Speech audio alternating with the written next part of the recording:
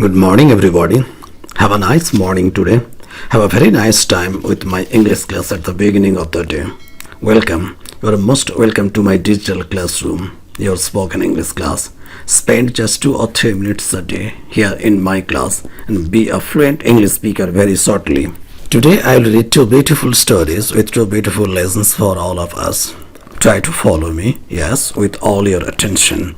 Now the stories, but you have to wait a bit till the end to know the names and the morals. Let's start the first story. One day a fox who had never seen a lion was walking in the wood.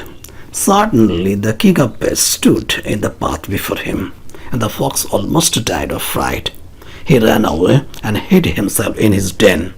The next time when he came upon the lion, he merely paused to allow the majestic beast to pass by. The third time when they met, the fox boldly approached the lion and passed the time of day with him and asked after his family's health. The name of the story, The Fox and the Lion. The moral, familiarity breeds contempt. The second story, a crow, so thirsty that he could not even caw, came upon a pitcher which once had been full of water. But when he put his beak into the pitcher's mouth, he found that only a little water was left in it. Strain and strive as he might, he was not able to reach far enough down to get at it. He tried to break the pitcher, then to overturn it, but his strength was not equal to the task. Just as he was about to give up in despair, a thought came to him. He picked up a pebble and dropped it into the pitcher.